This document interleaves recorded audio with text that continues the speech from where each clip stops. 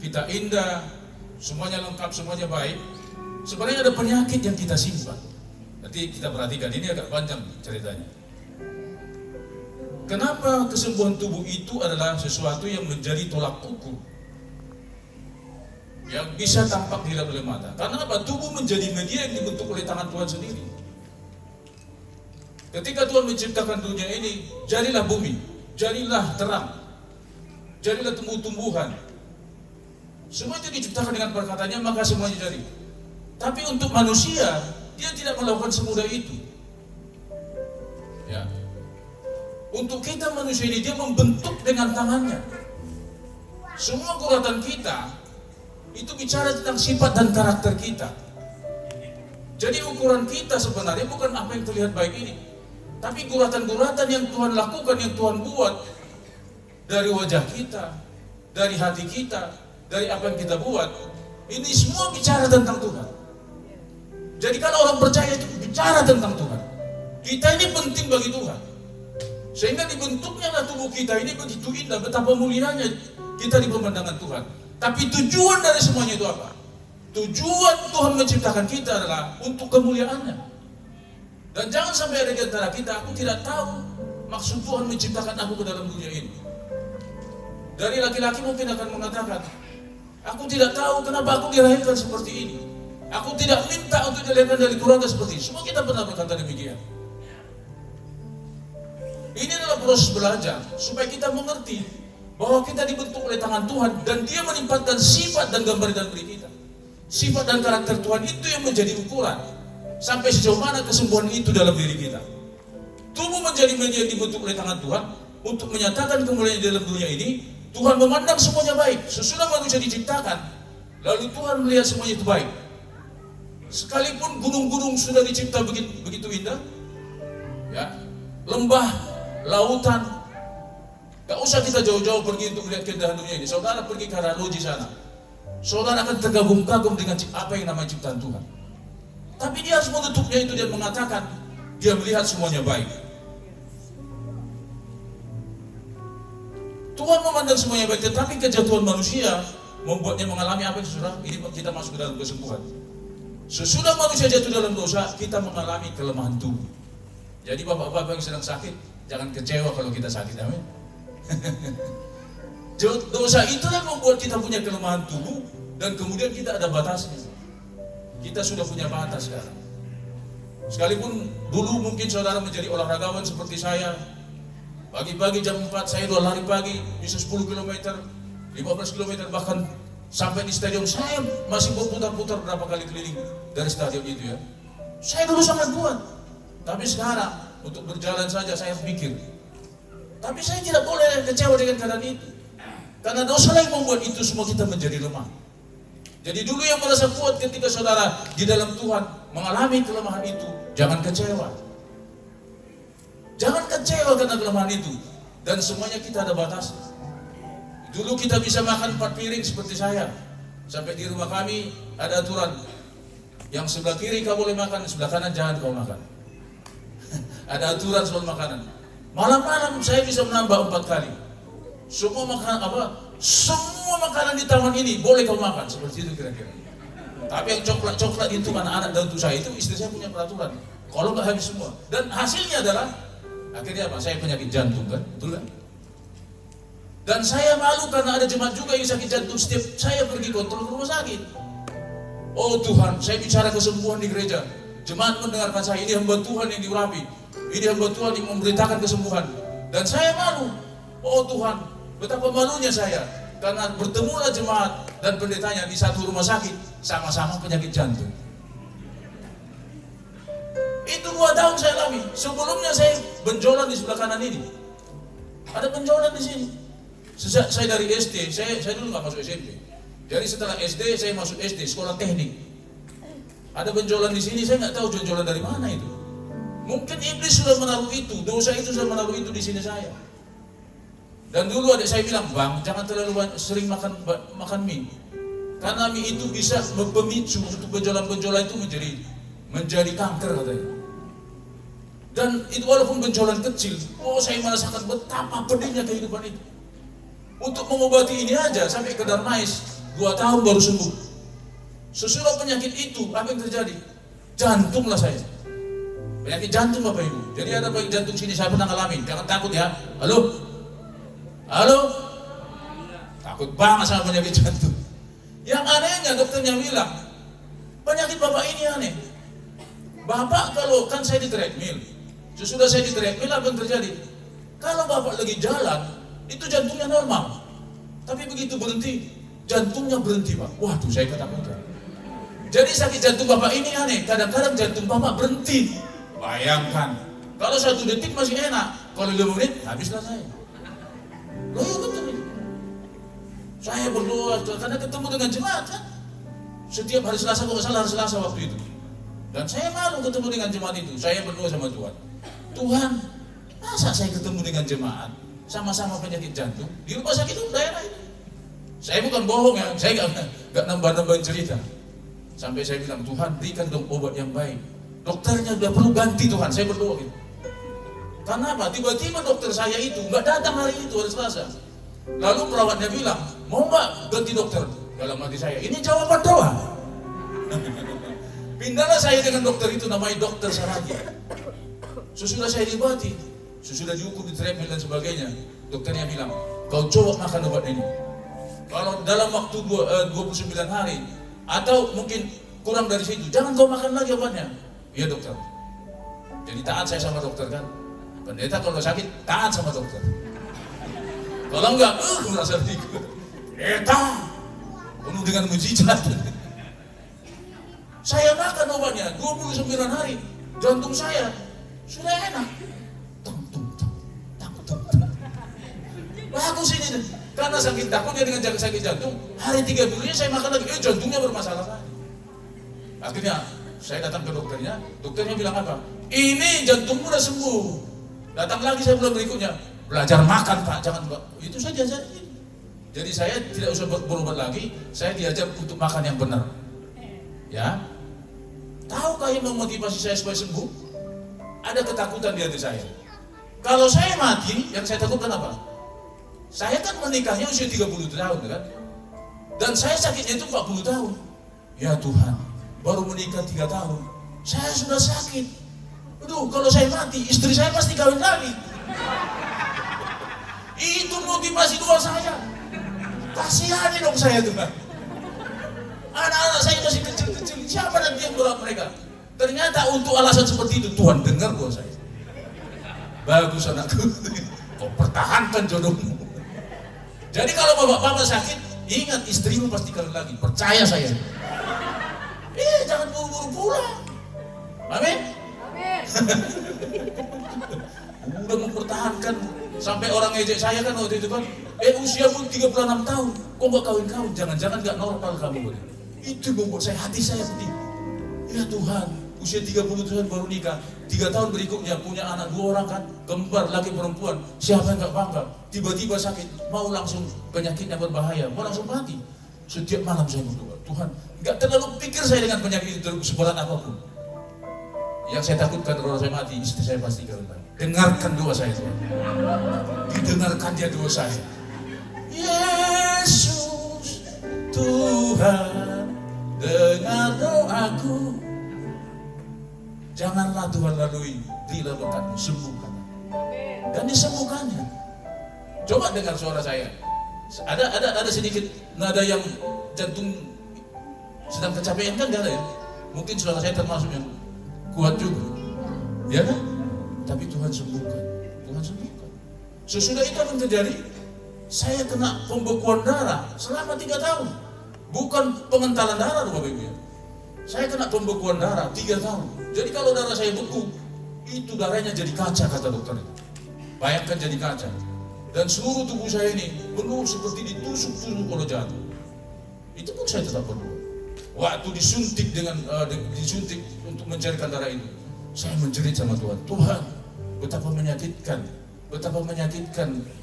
pembekuan darah ini. Dan ditanya dokternya, kenapa Bapak bisa sakit? Ditanya sama adik saya. Ya memang penyakit seperti ini ada, tapi penyebabnya hanya mungkin ini terjadi penyakit kalau ditabrak truk. Dan saya rasanya nggak pernah ditabrak truk. Kapan saja tabrak truk. Dan itulah penyakit. Saudara mau pikir mungkin suatu saat kenapa penyakit terjadi? Kita nggak tahu penyakit itu dari mana. Itu adalah kelemahan tubuh. Tubuh kita ini ada batasnya. Jadi jangan terlalu bangga kalau lagi sehat-sehat. Terlalu sering makan banyak ya kan? Jangan. Jangan Bapak Ibu. Karena itu bisa menyebabkan jantung, bisa menyebabkan pembekuan darah, dan bisa menyebabkan kanker. Bisa jadi. Lalu ada keterikatan. Ingat, ini nanti saya akan ditutup dengan 2 pelepasan aja kita ya. Jadi nggak perlu 2 yang satu-satu. Nanti pengurapan sudah itu saudara pengurapan datang ke kepala saudara. Tapi nanti saya mau ajak saudara untuk berdoa supaya penyakit setan-setan keluar. Amin. Gitu caranya. Ada keterikatan. Sesudah manusia jatuh dalam dosa, ada keterikatan. Keterikatan ada kebiasaan buruk. Untuk yang punya keterikatan pasti punya kebiasaan buruk berhubungan. Dengar saya ya. Orang yang punya keterikatan, orang yang punya keterikatan pasti dia punya kebiasaan buruk. Saudara pikirkan sendiri. Kalau saudara masih punya kebiasaan buruk, pasti ada keterikatan dalam diri kita. Lalu membuat manusia mengalami kerusakan. Rusak, mentalitasnya rusak. Sudah dijelaskan kan? Mentalitas rusak, spiritualitasnya rusak. Itu disebabkan apa? Karena dia terikat. Kalau kita diikat, kita nggak berdaya. Kita mau dituntun berbuat dosa, gampang kalau kita masih terikat. Ini dengar ini, karena saya belajar Master Practical Ministry di Better World Leadership selama 2 tahun. Biayanya mahal. Ini yang saya temukan. Jadi kalau orang masih terikat, pasti ada kebiasaan buruk. Tunjuk tangan siapa punya kebiasaan buruk. Ayo jujur sama saya. Saya dulu punya kebiasaan buruk. Kalau marah langsung lempar kursi, pernah. Bisa. Kalau yang terikat marah, itu kursi bisa pecah, yakin saya. Pernah ada tiba-tiba pukul kursinya patah? Halo? Cari sendiri nanti di mana saudara lakukan itu. Saya pernah mengalami. Jadi kalau orang terikat, dia pasti punya kebiasaan buruk. Dampaknya ke sana. Dan kemudian kemanusiaannya menjadi rusak. Seorang teolog mengatakan, manusia itu mengalami kerusakan total. Jadi dia tidak mampu lagi berbuat baik maksimal. Pasti ada tuntutan di dalamnya. Coba misalnya kalau saudara tiba-tiba ada orang lewat. Shalom. Silakan masuk, silakan duduk. Ada tuntutan nggak di dalamnya? Mungkin kita berkata begini, biar hatinya senang. Itu kan? Itu tandanya kita tidak mampu berbuat baik secara maksimal kan? Kadang-kadang istri sama suami hanya menjaga perasaannya toh. Betul gak? Supaya dia jangan marah aja. Betul ya? Ayo suami istri, pernah gak istrinya dibaik-baikin supaya jangan marah aja? Pernah gak? Jujurlah pasti pernah lah. Pasti. Saya juga sering melakukan. Itu karena apa? Saya sudah mengalami kerusakan, saya akui. Nanti 5 jam berikutnya baru sadar, ya Tuhan kenapa saya berbuat begitu? Kenapa? Kita sudah mengalami kerusakan total. Bicara kita, perkataan kita, tindakan kita kadang-kadang kita sudah diwarnai kerusakan kita, nggak sanggup untuk maksimal. Coba dari awal kita lembut-lembutin, belajar dari Pak Wahyu, belajar untuk mengalah, belajar untuk bersabar, belajar untuk tidak marah. Hambanya ini saya belajar untuk tidak marah. Belakangan ini ya benar juga.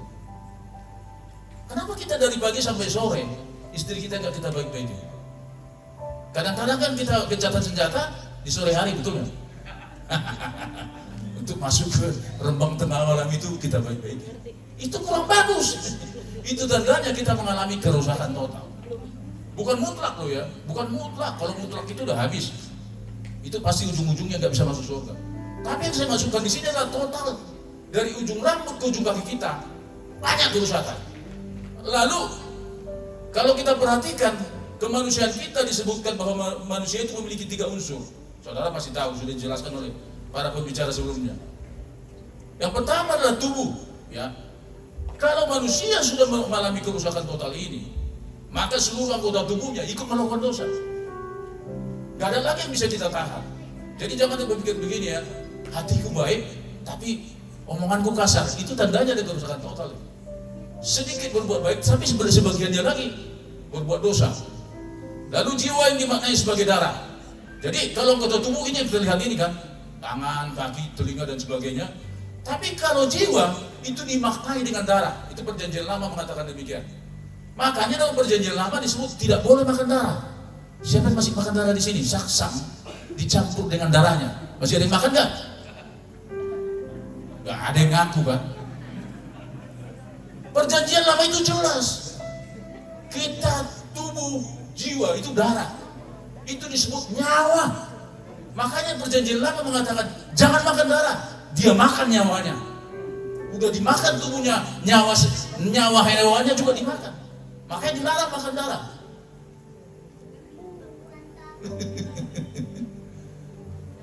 Lalu di dalam terdapat nyawa. Nah, buat kita apa sih nyawa itu? Nanti diartikan di dalam kitab Imamat disebut begini. Kitab Imamat secara tegas melarang orang makan darah karena jiwa berada di dalam darah.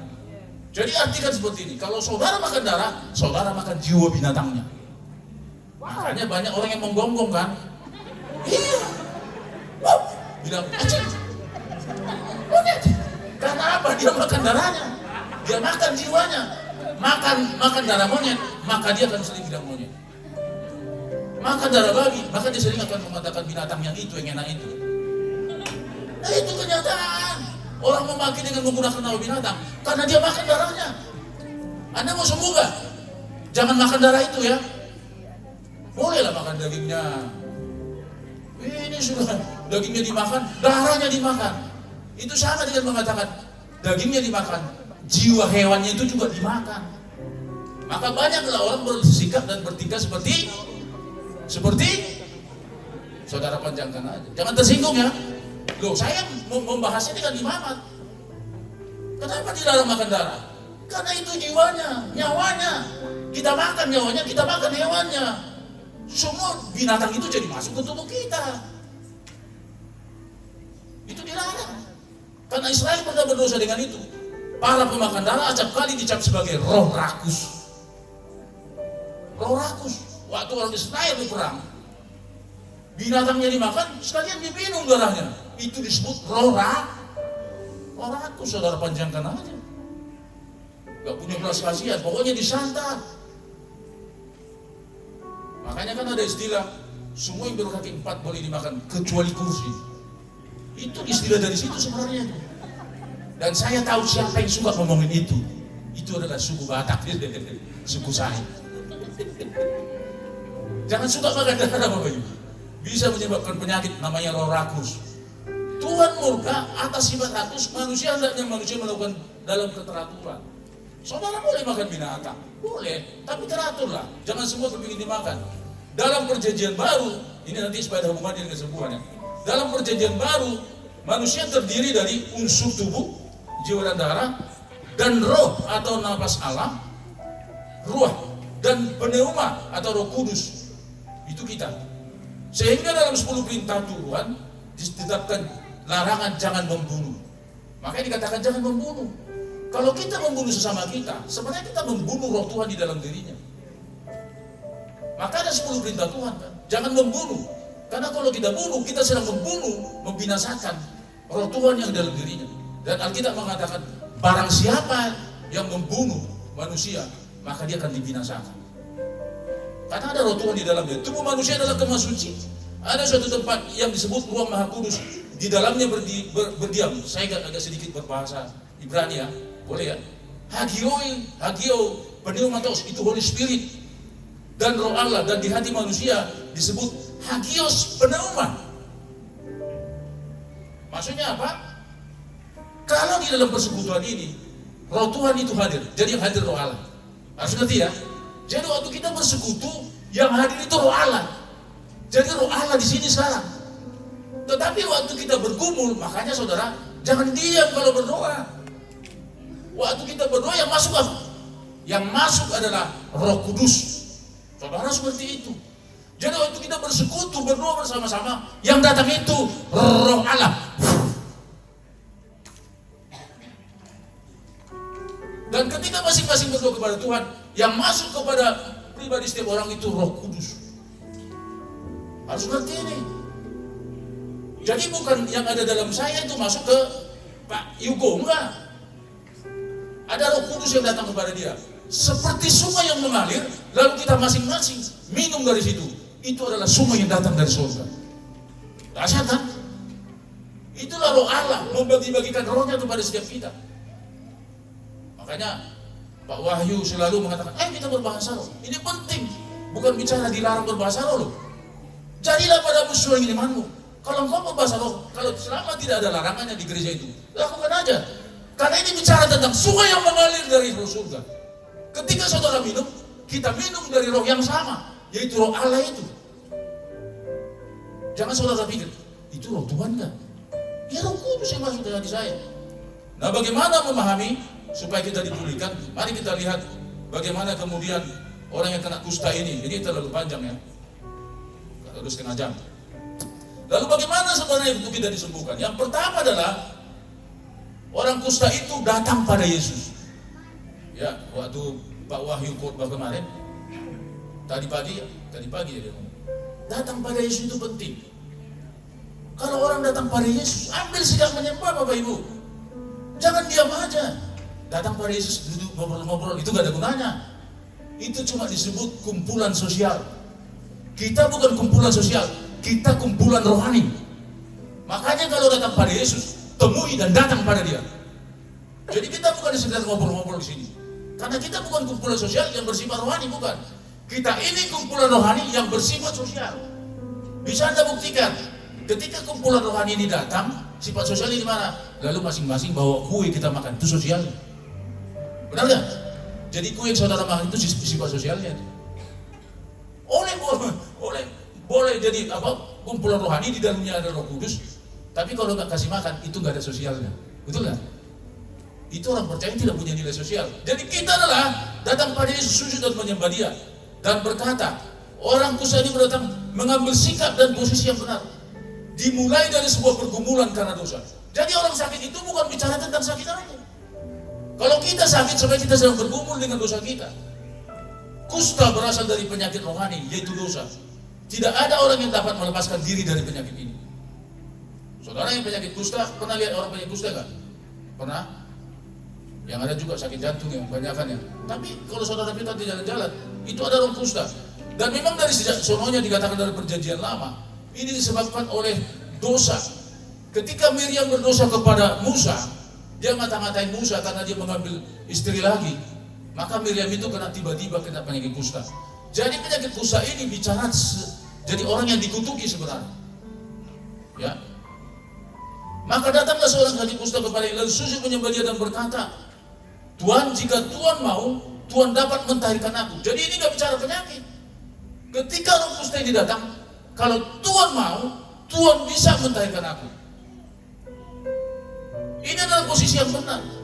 Berapa banyak orang yang mengikuti Yesus dan mengambil kesempatan bicara sama Yesus. Waktu kita datang pada Tuhan, saudara sempatkan nggak diri saudara untuk bicara sama Tuhan? Tuhan, saya setiap datang ke sini, saya nggak mau ngikut doa yang lain. Betul. Saya selalu bergumul, Tuhan, saya bawa doa saya kepada Tuhan. Walaupun orang mendoakan hal yang sama, saya selalu sempatkan diri saya, Tuhan, sembuhkan aku, tolong aku. Saya banyak pergumulan, tahu. Anak-anak yang mulai besar semuanya membangkang sampai sekarang. Jadi kalau saudara lihat saya sedang menangis, itu gak jauh-jauh. Doain anak saya sedang nakal-nakalnya. Gak bisa saudara lihat anak orang, Tuhan, betapa indahnya mereka. Baik sekali anak-anak itu. Saya gak pernah doakan begitu, gak mau saya. Tuhan, anak saya kok nakal banget. Saya datang pada Tuhan dan berkata-kata sesuatu. Saya gak mau kehilangan momen ketika saya datang pada Tuhan, saya diam-diam aja. Saudara tuh pulang gak bakal bawa apa-apa, percaya saya. Karena buktinya banyak orang berbondong-bondong, gak berkata-kata sama Tuhan. Sembuh gak? Gak sembuh. Ada satu kota yang tidak mengalami kesembuhan karena mereka tidak percaya sama Tuhan. Jadi untuk disembuhkan, saudara berani berkata-kata. Gak usah terpengaruh dengan doa orang. Mengambil sikap dan posisi yang berada di hadapan Tuhan. Banyak orang yang mengikut Yesus hanya sekedar bergumam. Bergumam itu apa? Oh, haleluya. Terima kasih. Bergumam itu. Betapa baiknya Engkau Tuhan. Tapi Anda tidak pernah minta. Oh iya, betapa baik ya Tuhan, baik-baik aja. Tapi ketika kita bergumul, ada sesuatu yang kita rasakan dan menyakitkan. Ayo kita bicara sama Tuhan. Sekedar bergumam, sekedar berdesak kagum ya, dan menjadi orang yang suka merasa heran. Orang yang tidak mau bergumul dan mengatakan sesuatu sama Tuhan, biasanya suka merasa heran. Heran, luar biasa. Hanya begitu aja. Apakah kalau kita mengatakan luar biasa, itu saudara diberkati? Saudara tidak tahu apakah jawaban doa saudara dijawab oleh Tuhan. Karena kita hanya sekedar bergumam, luar biasa ya, merasa heran. Berapa banyak lagi orang yang membiarkan Yesus hanya berlalu dari pandangan. Orang sudah berteriak-teriak histeris gitu kan, merasakan hadirat Tuhan. Lalu apa yang dilakukan? Membiarkan hadirat itu berlalu begitu aja. Dan kesembuhan yang dikatakan dalam Alkitab, ketika malaikat Tuhan masuk ke kolam itu, orang harus berani menerjunkan diri, Bapak Ibu. Pasti kita punya kelemahan, punya pergumulan. Tapi ketika hadirat Tuhan itu, nyemplung, masuk ke kolam itu. Jangan diam aja. Bahkan kalau malaikat itu pun gak datang, lebih dulu saudara punya sikap. Harus begitu. Supaya nanti kita siap duluan. Dan ketika hadirat Tuhan turun, kita akan disembuhkan. Ayo kita berusaha untuk terjun ke kolam itu. Sebelum hadiratnya turun, kita siap-siap. Berapa banyak lagi orang yang membiarkan Yesus hanya berlalu dari pandangan. Orang-orang seperti ini berada pada status quo, gak mau diganggu. Orang yang pada status quo merasa nyaman aja. Saya masih punya uang, gaji saya masih banyak, keluarga saya sehat-sehat. Orang kusta berada pada wilayah yang tidak nyaman, ada tekanan dosa, ada penyakit dan sanksi sosial, serta stigma yang negatif. Berapa banyak kita membiarkan stigma negatif terhadap diri kita, dan kita membiarkan itu. Biasa aja lah, toh kita akan mati juga. Ya nikmati. Kalau kita biarkan stigma negatif itu dan kita tidak mau berjuang, bergumul di hadapan Tuhan, sampai kapanpun itu terjadi. Jadi jangan salahkan orang ketika orang menuding kita tidak sesuai dengan apa yang kita duga. Loh, saya sering ngalamin itu. Pak Nabo itu kelihatannya seperti mafia ya. Banyak orang mengatakan begitu. Ada yang mengatakan, waktu saya mau konseling sama seorang hamba Tuhan, apa dikatakan sama saya? Pasti masalahmu kau ini playboy gitu. Bayangkan, saya playboy gitu. Istri saya di rumah itu, cuma itulah pacar saya satu-satunya di dunia ini. Gak ada yang lain. Seperti saya playboy. Playboy di mana? Dulu memang waktu itu saya suka pakai sepatu yang licin gitu. Lalu celana saya putih dan baju saya putih. Gara-gara pakaian itu, saya dituding playboy, bayangkan. Ngeri kali. Dan saya tidak mau biarkan itu terjadi. Masa saya mau dituding dengan stigma negatif? Jangan biarkan itu, amin. Jangan saudara dibiarkan hatimu untuk dihina terus, merasa direndahkan. Bergumul datang pada Tuhan. Orang kusta sadar memiliki mata. Orang kusta ini memiliki mata yang dapat melihat, hati yang dapat merasa, kemauan untuk melangkah dan percaya bahwa Yesus dapat berbuat sesuatu. Ya. Orang kusta sadar sebagai keturunan orang Israel. Orang kusta ini sadar, saya ini orang Israel. Mau nggak kita mengatakan, aku ini orang Kristen, aku orang percaya, Roh Tuhan ada padaku, dan tidak ada seorang pun yang boleh menghinaku. Boleh nggak kamu? Mau? Itu penting. Status kita sebagai anak Tuhan. Jangan seperti pengemis. Jangan biarkan dirimu selalu dihina. Orang kusta sadar sebagai keturunan Israel, dan Yesus pun keturunan Yahudi. Yesus memberi kesempatan bagi orang kusta untuk berbicara. Setiap kita datang kepada Tuhan, sebenarnya dia berikan kesempatan. Yang kusta pun boleh bicara, yang miskin boleh bicara, apalagi yang pintar. Harusnya yang pintar harus lebih pintar berkata-kata. Amin. Iya dong. Yang cantik harus lebih pintar berkata-kata. Jangan biarkan stigma negatif menginggabi kita. Orang kusta meminta bukan sebagai pengemis, tetapi sebagai keturunan Abraham, dengan berkata, jika Tuhan mau, Tuhan dapat mentahirkan aku. Jadi dia tidak mengatakan sembuhkan aku, kan? Tahirkan aku Tuhan. Berapa banyak kita datang sama Tuhan, Tuhan sucikan hatiku, selidiki hatiku. Atau kita mengatakan, Tuhan aku sedang miskin-miskinnya, sedang susah-susahnya, berikan aku uang. Kebanyakan kita pakai pola itu, kan? Dan berapa banyak orang yang fokus tentang hatinya. Hanya orang kusta ini. Tindakan orang kusta datang dengan cara menaklukkan diri di depan penguasa. Jadi apa yang dilakukan orang kusta ini? Dia sedang menaklukkan diri di hadapan penguasa. Mengerti siapa pribadi Yesus dan kepada siapa dia berhadapan. Mengambil posisi yang tepat. Sikap orang kusta ini tidak mengurangi harga dirinya. Orang kusta berlaku cukup dan tidak berlebihan. Berapa banyak di antara kita yang berlebihan, kan? Seolah-olah penderitaan kita yang paling berat dibandingkan orang lain. Tuhan, yang lain kau berkati. Kok aku kau biarkan miskin terus sih? Banyak orang begitu. Kok sepertinya orang tuh merasa berhasil, kok saya nggak pernah berhasil. Orang kusta ini nggak lebay loh. Tuhan, hanya aku kan dari keturunan orang lain yang kusta? Enggak, dia mau mengatakan itu. Jika Tuhan mau, Tuhan dapat mentarikan aku. Dia nggak ngemis. Itu buktinya dia tetap percaya diri sebagai keturunan Abraham. Permohonan yang logis tidak bersifat memaksa. Diawali dengan kata, jika Tuhan mau, Tuhan dapat mentarikan aku. Bisa nggak kita ini, sekalipun mungkin kita dalam keadaan terburuk, ayo kita sebagai orang terhormat. Tuhan Yesus, jika Tuhan mau, Tuhan dapat menyucikan hati. Kebanyakan kan kita langsung berteriak, kita mengeluh dengan keadaan hidup kita yang susah. Tapi orang kusta ini gak seperti itu. Dia gak lebay. Kau lagi apa? Aku sedang susah. Banyak kan gitu kan. Aku sedang susah, penyakit banyak seperti saya tadi itu. Tapi kita gak boleh menyerah dengan keadaan itu. Orang kusta tidak bicara soal kusta. Penderitaan akibat kusta itu yang dipercakapkan sama Tuhan. Bagaimana mentarikan dia supaya dia lepas dari kusta itu. Pernahkah kita berpikir bahwa penderitaan kita berasal dari dosa-dosa kita? Jujur gak kita dengan keadaan diri kita? Soal penyakit, semua orang pernah penyakitan. Sakit-sakitan. Mungkin kalau dihitung dengan penyakit saudara, saya ini orang yang paling banyak sakitnya di muka bumi ini. Betul. Sejak kecil saya sudah pernah penyakit epilepsi, pernah. Pernah saya rasakan itu. Bertahun-tahun saya sakit. Saya sakit berapa tahun? Dengan cerita penyakit saya tadi. 6 tahun sakit, tahun ke-7 itu pun belum sembuh sebenarnya. Karena kalau saya nggak bergerak, ya siapa yang bisa tolong saya dari keadaan itu? Dan tahun yang ke-7, disitulah kaki saya mulai dikuatkan oleh Tuhan. Dan saya bisa seperti ini sekarang. Di dalam penyakit saya, Pak Anton katakan begini, Napoleon, kamu belum maksimal ya. Kamu ambil kuliah, ambil MTH. Di sekolah mana? Sekolah Dewi. Lalu saya, walaupun saya sakit, jadi tahun pertama, tidak sembuh-sembuh sakit saya. Tahun kedua disuruh saya untuk kuliah. 2 tahun kemudian saya jadi MTH. Sesudah saya selesai MTH, apa yang terjadi?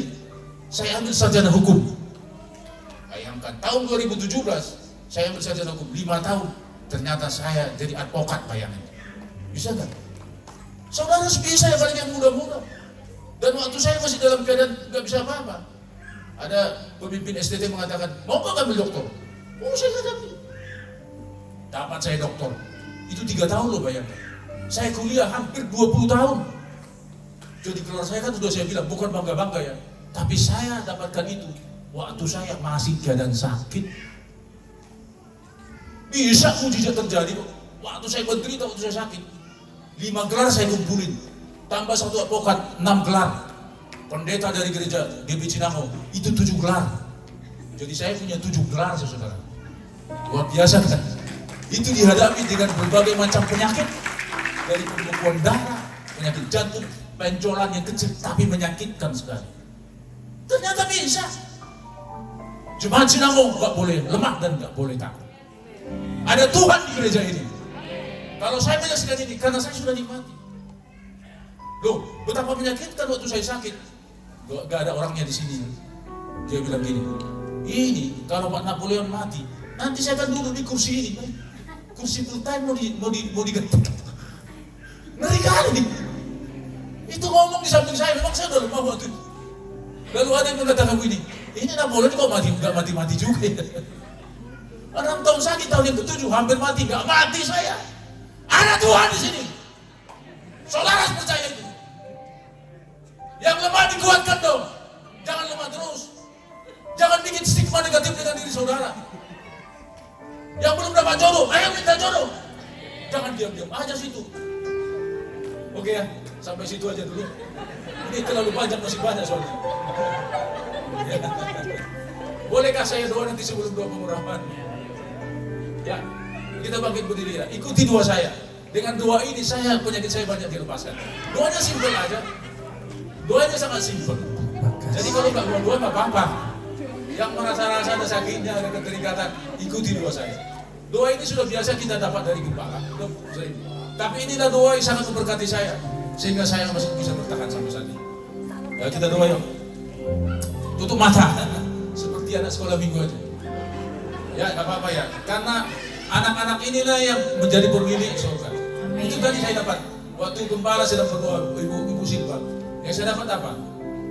Dikatakan begini, jangan larang anak-anak itu datang kepadamu. Hanya anak-anak seperti ini yang akan memiliki kerajaan surga. Jadi kalau saudara masih punya sikap seperti itu, kesembuhan akan terjadi. Mujizat terjadi, saudara akan disembuhkan. Ayo kita tutup mata. Tutup mata. Ayo. Saya ikuti doa saya. Tenangkan hati kita di hadapan Tuhan. Ikuti ya. Bagi yang mau saja. Bapa dalam nama Tuhan Yesus. Bapa dalam nama Tuhan Yesus. Aku minta pengampunan atas setiap dosa nenek moyangku, atas setiap dosa nenek moyang, dosa orang tuaku, dosa orang tuaku, dosaku, dosa yang kusengaja, dosa yang kusengaja maupun tidak kusengaja. Saat ini Tuhan, Tuhan, aku menerima pengampunan dari Yesus. aku menerima pengampunan dari Yesus. Tuhan Yesus, aku terima berkat-Mu. Aku terima berkat. Aku terima Roh Kudus. Aku terima Roh Kudus. Saat ini, aku menolak, mematahkan segala kutuk, segala kuk. Aku memiliki hidup yang berkemenangan. Segala kutuk kegagalan, patahkan dalam nama Tuhan Yesus. Segala kutuk kemiskinan, patahkan dalam nama Tuhan Yesus. Segala kutuk penyakit, dipatahkan dalam nama Tuhan Yesus. Hai iblis, keluar dalam nama Tuhan. Hidupku pemenang. Hidupku diberkati. Aku disembuhkan. Segala penyakit disembuh. Tuhan, aku terima kesembuhan dalam nama Tuhan Yesus. Oleh darah-Mu aku diampuni. Oleh bilur-Mu aku disembuhkan. Dalam nama Tuhan Yesus. Haleluya. Amin. Mari Bapak Ibu Saudara maju ke depan untuk terima pengurapan. Tiada yang mustahil dan tiada